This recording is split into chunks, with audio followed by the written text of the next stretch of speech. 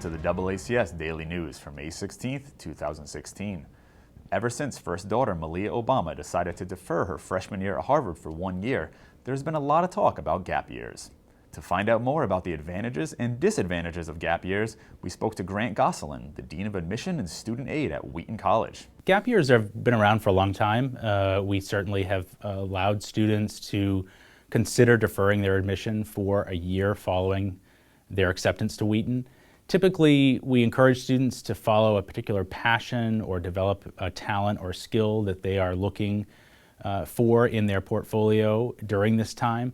Generally, it's not just taking a year off to do nothing. Our students tend to be very well focused in terms of their goals.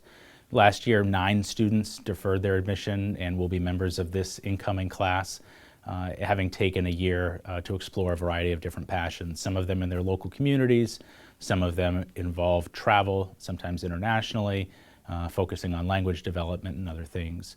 So I would say it's something that I would encourage a student that has a particular hunger for exploring a passion or talent or developing a skill, but I don't necessarily think it's something that every student needs to consider. As I looked at some of the students that have deferred their admission this year, they range everywhere from students that are working in AmeriCorps to a student who wanted to pursue language skills, a linguistics student that will spend the year in Prague studying Czech culture.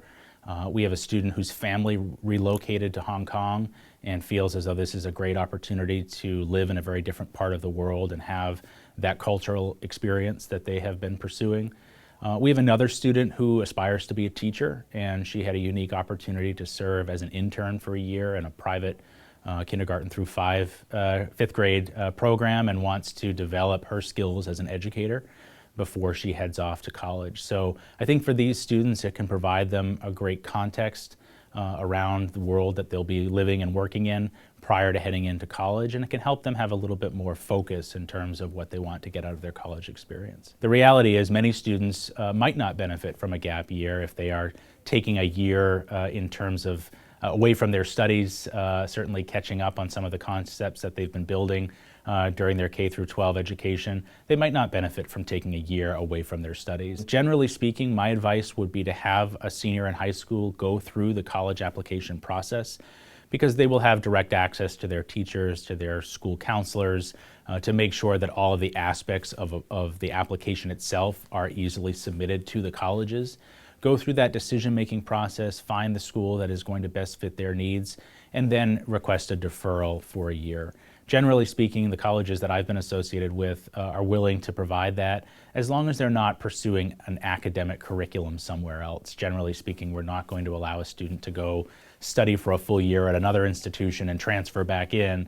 That's not the purpose of a gap year. It's really to explore something in a non-academic venue, whether it be language development, skills through an internship, or some other life development skills. There are some students that have a very structured program. There are even agencies that have developed where students can, for a pretty hefty fee, pay into a global service trip or some sort of an excursion.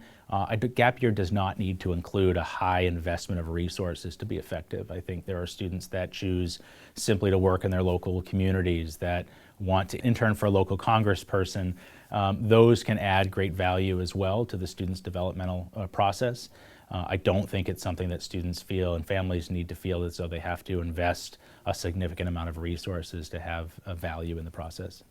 You know, I think students that are thinking about a gap year would be advised to talk about that with their school counselor, certainly with their parents, about the support that they might need during that process, and to ensure that if they are moving far from home, that they have the resources they need. These are still 18-year-old students for the most part, and so they are still developing in their own right.